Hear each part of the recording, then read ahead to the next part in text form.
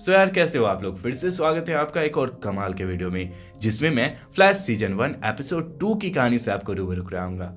Friends, इसके पहले के एपिसोड को मैंने बहुत ही अच्छे तरीके से अपने चैनल पर कल एक्सप्लेन कर रखा है, जिसे अगर आपने अभी तक नहीं देखा है तो मेरी आपसे रिक्वेस्ट है कि आप वो वाले वीडियो को भी जाकर देख लेना। सो यार, अब ज्यादा देर न करते हुए हम लोग इस एपिसोड की कहानी की ओर आगे बढ़ते हैं। जैसा आपको पता है फ्रेंड्स, बैरी को पिछले एपिसोड में कुछ शक्तियां मिली थी और उसने प्रण किया था कि वह जरूरतमंद लोगों की मदद करेगा। इसीलिए वह सिस्को के इंस्ट्रक्शन को फॉलो करते हुए एक आग लगी बिल्डिंग में पहुंचता है, जहां वह सिस्को के इंस्ट्रक्शन को फॉलो करते हुए यहां फंसे सारे इंसानों को बिल्डिंग से बाहर निकालता है। सिस्को और बैरी ये सारा कुछ कर रहे होते हैं कि तभी स्टार लैब में कैथलीन आ जाती है, जो बैरी को डांटते हुए स्टार लैब में बुलाकर कहती है, तुम पागल तो नहीं हो गए हो? तुम्हें नई नई शक्तियां मिली है और तुम अपनी शक्तियों को यूज करके लोगों की मदद कर रहे हो। उस आग में तुम लोगों को बचाने गए थे, अगर तुम्हें कुछ हो जाता तो?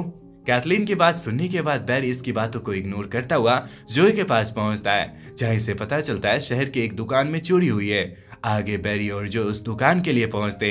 दुकान में खोज पड़ताल करने के बाद बैरी को यहाँ पर 5 लोगों के फुटप्रिंट मिलते हैं, लेकिन यहाँ के कैमरे को देखकर ये लग रहा होता है कि यहाँ पर केवल एक ही इंसान आया था। यहाँ पर बैरी अपनी सूझबूझ और अपनी शक्तियों को यूज करते हुए इन सारे लोगों को ये बताने की कोशिश करता है कि यहाँ पर 5 लोगों ने चोरी करी है, लेकिन कोई भी इसकी बातों पर विश्वास नहीं करता और इसकी बातों को इग्नोर कर देता है। अगले क्षण हमारी नजर बैरी पर पड़ती है, जो अपने ऑफिस में होता है और दुकान से मिले सारे सबूतों पर खोज पड़ताल कर रहा होता है। अपने आसपास किसी को न देखकर बैरी अपने सुपर पावर को यूज करके ये काम जल्द से जल्द निपटाने की कोशिश करता है कि तभी इसे ऐसा लगने लगता है कि यह चक्कर खाकर गिर जाएगा और इसकी तबीयत बहुत ज्यादा खराब है। यहाँ पर बैरी जैसे तैसे करके खुद को संभाल लेता है कि तभी इसके पास आयरिस आती है। यहाँ पर आयरिस की बातों से हमें पता चलता है कि कैफे में काम करने के अलावा यह जर्नलिस्ट की पढ़ाई कर रही है और उसी के आर्टिकल के लिए इसे एक ब्रेकिंग न्यूज को कवर करना है। आगे आयरिस बैरी को बताती है कि स्टैग इंडस्ट्री के ऑनर डॉक्टर साइमन को मैन ऑफ द ईयर का खिताब मिलने वाला है और आयरिस की मंशा ये है कि वह उस अवार्ड सेरेमनी में जाए। चूंकि बैरी इसे बहुत ज्यादा प्यार करता था, इसीलिए वह इसकी बातों को मानता हुआ स्टैग इंडस्ट्री के सेरेमनी वाली जगह पर पहुंचता है। आगे हम लोग डॉक्टर साइमन को देख पाते हैं, जो अवार्ड सेरेमनी फंक्शन में भाषणबाजी कर रहा होता है कि तभी यहाँ पर बहुत सारे चोर आ जाते हैं, जो यहाँ मौजूद सारे लोगों को अपने अपनी ज्वेलरी को निकाल कर जमीन पर रखने को कहते हैं। यह देखकर यहाँ मौजूद गार्ड इन सारे चोरों पर हमला करके उन्हें मारने की कोशिश करता है कि तभी ये सारे चोर चौकन्ने होते हुए एक ही झटके में इस गार्ड पर गोलियों से हमला करते हैं। चूंकि बैरी के पास सुपर स्पीड थी, इसीलिए वह गार्ड को इन सारे चोरों की गोलियों से बचाता है और फिर चोर का पीछा करते हुए इन्हें रोकने की कोशिश करता है। पर भागते हुए बैरी की अचानक से तबीयत खराब होने लगती है और वह बेहोश होकर गिर जाता है। और जब बैरी की आंखें खुलती है तो इसके सामने आयरिस होती है, जो इसे बेहोशी से जगा रही होती है। आयरिस बैरी को अंदर ले जाती है, जिसके बाद इसे पता चलता है कि जो समेत सारे पुलिस वाले यहाँ पर आए हुए हैं और यहाँ मौजूद सारे लोगों से पूछताछ कर रहे हैं। जब जो यहाँ मौजूद गार्ड से पूछताछ करता है, तब गार्ड इसे बताता है कि किसी अनजान शक्ति ने इसकी जान बचाई है। चूंकि जो ये बात जानता था कि बैरी ही फ्लैश है, इसीलिए वह बैरी को साइड में लाकर इस पर गुस्साते हुए कहता है, तुम्हें इन सारे खतरों में पड़ने की जरूरत नहीं है, तुमने ही गार्ड की जान बचाई है ना। अगर तुम्हें कुछ हो जाता तो मैं किसी को क्या मुंह दिखाता। बैरी, तुम मेरी बातों को ध्यान से सुनो, तुम्हें इस तरह के पचड़े में पड़ने की कोई भी जरूरत नहीं है। चूंकि जोए बैरी का पिता समान था, इसीलिए वह इसकी बातों को इग्नोर करते हुए इसे जवाब में कुछ भी नहीं बोलता और बैरी सीधे सीधे स्टार लैब में पहुंचता है, जहां चेकअप करने के बाद डॉक्टर हैसन, सिस्को और कैथलीन को पता चलता है कि ज्यादा तेज दौड़ने की वजह से बैरी के शरीर से ग्लूकोज की कमी हो जाती है। अगर यह ग्लूकोज रिच फूड खाएगा तब यह कभी भी चक्कर खाकर नहीं गिरेगा। आगे हमारी नजर जोए पर पड़ती है, जो बैरी को ढूंढता हुआ उसके ऑफिस में पहुंचता है। काफी देर तक इधर उधर खोजने के बाद भी जोए को बैरी नहीं दिखाई पड़ता। आखिरकार जोए को बैरी की चेयर पर स्टार लैब का एक टीजर दिखाई पड़ता है, जिसे देखकर जोए समझ जाता है कि शायद बैरी स्टार लैब गया होगा। स्टार लैब पहुंचते ही जोए की मुलाकात बैरी से होती है। यहाँ पर जोए बैरी पर गुस्साते हुए कहता है, तो तुम्हें जरा सी भी हीरोपंथी करने की जरूरत नहीं है। अगर तुम्हें कुछ होगा तो मैं हेनरी को क्या मुंह दिखा पाऊंगा। यहाँ पर डॉक्टर हैसन वेल्स जोए को समझाते हुए कहता है, बैरी कोई भी गलत काम नहीं कर रहा है, बल्कि वह तो तुम्हारी तरह समाज सेवा कर रहा है। बैरी को हर दफा गाइड या फिर उसे संभालने के लिए हमारी टीम है और हर समय हम लोग उसके साथ हैं। चूंकि पूरा शहर डॉक्टर हैसन वेल्स को एक कातिल समझता था, इसीलिए जो इसकी बात समझने के बजाय इस पर गुस्साना शुरू कर देता है। जोए को इस कदर बिहेव करते देख बैरी को काफी बुरा लगता है और वह जोए पर गुस्साते हुए कहता है, आप मेरे पिता नहीं हैं और ना ही मेरे पिता बनने की आपको कोई जरूरत है। अपने बेटे समान बैरी को इस कदर बिहेव करते देख जोय को भी काफी बुरा लगता है और वह रोते हुए यहाँ से निकल पड़ता है। आगे हमारी नजर डॉक्टर साइमन के बॉडीगार्ड जावा पर पड़ती है, जो जाकर चुपके से उस चोर से मिलता है जिसने अवार्ड सेरेमनी में गार्ड को मारने की कोशिश करी थी, साथ ही साथ कुछ दिनों पहले दुकान में जिसने चोरी करी थी।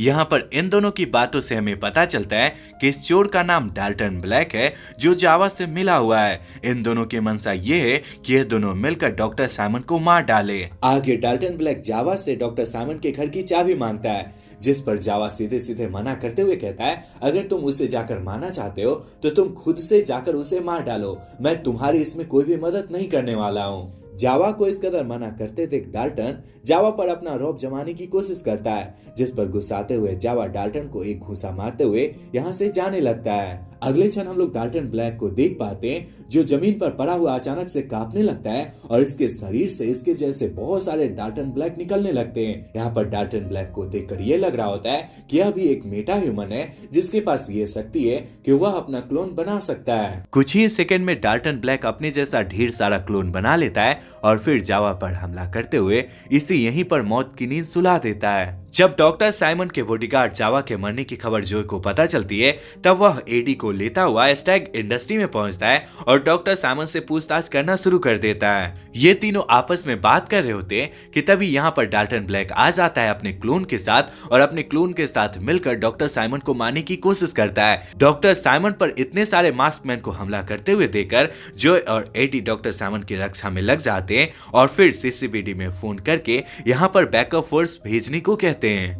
इसी क्रम में हम लोग बैरी को सीसीपीडी यानी उसके ऑफिस में देख पाते हैं, जो जावा के पास से मिले हुए सारे सबूतों पर अपनी रिसर्च कर रहा होता है। काफी देर तक रिसर्च करने के बाद इसे पता चलता है कि जावा के पास से इसे जो सेल सैंपल मिला था उसके पास ये क्षमता है कि वह अपना क्लोन बना सकता है। इस चीज को देखकर बैरी कुछ सोच पाता कि इससे पहले सीसीपीडी में हंगामा होने लगता है और स्टैग इंडस्ट्री में जोय के द्वारा बैकअप फोर्स बुलाने वाली बात इससे पता चलती है। आगे हमारी नजर स्टैग इंडस्ट्री में डाल्टन ब्लैक पर है, जो ढेर सारी मेहनत करने के बाद भी जॉय और एडी की वजह से डॉक्टर साइमन के पास नहीं पहुंच पा रहा होता है और उसे मारने में लगभग नाकाम हो रहा होता है। अपने आप को कमजोर पाता हुआ देखकर डाल्टन ब्लैक अपने मास्क को उतारता हुआ अपने ढेर सारे क्लोन को बनाना शुरू कर देता है और फिर से जॉय और एडी पर हमला करने की कोशिश करता है। जैसा आपको पता है फ्रेंड्स, बैरी ने बुरे लोगों को मजा चखाने और अच्छे लोगों की मदद करने का प्रण ले रखा था, इसीलिए वह सूट बूट पहनता हुआ स्टैग इंडस्ट्री में पहुंचता है, जिसके बाद वह जोए, साइमन और एडी को किनारे में करता हुआ खुद डाल्टन ब्लैक के पास जाकर इसे लड़ना झगड़ना शुरू कर देता है। चूंकि डाल्टन ब्लैक ने अपने ढेर सारे क्लोन को बना रखा था, इसीलिए डाल्टन ब्लैक फ्लैश पर भारी पड़ता है और इसे पीटना कुचना शुरू कर देता है। यहाँ पर बैरी जैसे तैसे करके खुद को डाल्टन ब्लैक से बचाता हुआ स्टार लैब में पहुंचता है और अपने साथ हुई सारी घटना को डॉक्टर हैसन, कैथलीन और सिस्को को बताता है। बॉडी चेकअप करने के बाद कैथलीन इसे बताती है कि तुम्हारे घाव फिर से बहुत ही तेजी से भर रहे हैं। वहीं दूसरी तरफ सिस्को बैरी के सूट पर लगे हुए डाल्टन ब्लैक के खून को अपने पास अंडर ऑब्जर्वेशन में रख लेता है। बैरी की तबीयत पहले जैसा हो जाने के बाद डॉक्टर हैसन वेल्स इन तीनों से कहता है, डाल्टन ब्लैक स्टैग इंडस्ट्री में काम करने वाला एक मामूली सा साइंटिस्ट था। डाल्टन ब्लैक क्लोनिंग या फिर नए ऑर्गन को बनाकर पुराने खराब हुए ऑर्गन को रिप्लेस करने में माहिर इंसान है। एक बार की बात थी, डाल्टन ब्लैक ने ह्यूमन जेनेटिक इंजीनियरिंग को लेकर कुछ नया रिसर्च करा था, लेकिन चुपके से डॉक्टर साइमन ने डाल्टन ब्लैक के रिसर्च को अपने नाम पर करा लिया था। शायद यही एक कारण हो सकता है कि डाल्टन ब्लैक डॉक्टर साइमन को मारना चाहता होगा। आगे डॉक्टर हैसन वेल्स कहता है, मुझे ऐसा लगता है कि उस दिन स्टार लैब में हुए धमाके की बिजली डाल्टन ब्लैक पर भी गिर गई होगी और इसी वजह से वह एक मेटा ह्यूमन में कन्वर्ट हो गया है, जिसके पास ये क्षमता है कि वह अपना क्लोन बना सके। चूंकि डाल्टन ब्लैक ने बैरी को अच्छी तरह से कूचा था, वहीं दूसरी तरफ लैब में इसने डाल्टन ब्लैक के बारे में अच्छी अच्छी बातें सुनी थी, इसीलिए बैरी निराश होता हुआ यहाँ से जाने लगता है और ये सोचने लगता है कि वह भविष्य में कभी भी डाल्टन ब्लैक को नहीं हरा पाएगा। बैरी निराश होकर यहाँ से जा रहा होता है कि डॉक्टर हैसन वेल्स इसे रोकते हुए इसे मोटिवेट करने की कोशिश करते हैं, पर डॉक्टर हैसन वेल्स के लाख चाहने के बाद भी बैरी मोटिवेट नहीं होता और निराश होता हुआ यहाँ से निकलकर आयरिस के पास पहुंचता है। आगे हमारी नजर डिटेक्टिव जोय पर पड़ती है, जो डॉक्टर साइमन से मिलता है। चूंकि डॉल्टन ब्लैक ने इस पर हमला करके इसे मारने की कोशिश करी थी, इसीलिए यहाँ पर डिटेक्टिव जोय डॉक्टर साइमन को अपनी सिक्योरिटी बढ़ा देने को कहता है। शुरू में तो डॉक्टर साइमन इस बात के लिए राजी नहीं हो पाता, पर जोय के द्वारा 2-4 बात कहने पर वह राजी हो जाता है। यहाँ पर ये दोनों बात कर रहे होते हैं कि तभी इसके पास डॉक्टर हैरिसन वेल्स आता है। चूंकि डॉक्टर साइमन और डॉक्टर हैरिसन वेल्स ये दोनों साइंटिस्ट थे, इसीलिए एक दूसरे को सामने देखकर ये दोनों एक्सपेरिमेंट और एक दूसरे से साइंस के बारे में इधर उधर की बातें करते हैं। आखिरकार जो इन दोनों की बातों को काटते हुए कहता है, डॉक्टर हैरिसन तुम्हें बैरी से दूर रहना चाहिए। जोय की बात सुनने के बाद डॉक्टर हैरिसन वेल्स जोय को साइड में लाकर कहता है, मानता हूँ जोय, तुम बैरी से बहुत ज्यादा प्यार करते हो और तुम उसे अपने बेटे की तरह ट्रीट करते हो, पर मैं भी बैरी को उतना ही प्यार करता हूँ। बैरी के पास पोटेंशियल है, उसकी शक्तियां अनंत है, वह फ्यूचर में बहुत अच्छा कर सकता है और मैं उसकी शक्तियों को उसे यूज करना सिखा रहा हूँ। प्लीज तुम परेशान मत रहा करो। आगे हमारी नजर आयरिस और बैरी पर पड़ती है, जहाँ पर आयरिस फ्लैश के बारे में ढेर सारे आर्टिकल अपने ब्लॉग में लिख रही होती है और फ्लैश के बारे में ज्यादा से ज्यादा जानकारी इकट्ठा करते हुए बैरी के सामने फ्लैश की बड़ाई कर रही होती है। क्योंकि अब तक आयरिस को यह बात मालूम न थी कि बैरी ही फ्लैश है, इसीलिए अपने प्यार आयरिस से अपनी बड़ाई सुनते हुए बैरी काफी खुश होता है और इससे कई बातें करने लगता है। ये दोनों आपस में बात कर रहे होते हैं कि स्टार लैब से बैरी के पास कैथलीन का कॉल आता है, जो इसे स्टार लैब में जल्द से जल्द आने को कहती है। बैरी दौड़ता भागता हुआ स्टार लैब में पहुंचता है, जहां इसे पता चलता है कि सिस्को और कैथलीन ने मिलकर बैरी के सूट पर से मिले डाल्टन ब्लैक के खून को यूज करते हुए डाल्टन ब्लैक का एक क्लोन बनाया है। जब बैरी इस क्लोन को टच करके देखता है तो इसमें कोई भी मूवमेंट नहीं हो रहा होता है। आगे डॉक्टर हैरिसन और कैथलीन से इसे पता चलता है इस क्लोन का शरीर एक रिसीवर की तरह काम करता है और इसके पास अपना कोई दिमाग नहीं है। जब तक ओरिजिनल का डाल्टन ब्लैक इसे कोई ऑर्डर नहीं देगा तो इसमें कोई भी मूवमेंट नहीं होगा। और कुछ इसी तरह से ओरिजिनल डाल्टन ब्लैक अपने क्लोन को कंट्रोल किया करता है। अगर हम ओरिजिनल डाल्टन ब्लैक को पकड़कर उसे रोकते हैं तो सारे के सारे डाल्टन ब्लैक के क्लोन अपने आप रुक जाएंगे। आगे डॉक्टर हैरिसन वेल्स इसे बताता है कि असली वाले डाल्टन ब्लैक को पहचानने का सिर्फ एक ही तरीका है कि उसके पास बहुत ज्यादा थकान होगी, क्योंकि इतने सारे क्लोन को यूज करने के लिए असली वाले डाल्टन ब्लैक को बहुत ज्यादा एनर्जी की आवश्यकता होगी और वह अपनी एनर्जी को यूज करते हुए धीरे धीरे थकने लगेगा। जो तुम्हें भीड़ में सबसे ज्यादा थका हुआ डाल्टन ब्लैक दिखेगा वही असली वाला डाल्टन ब्लैक होगा।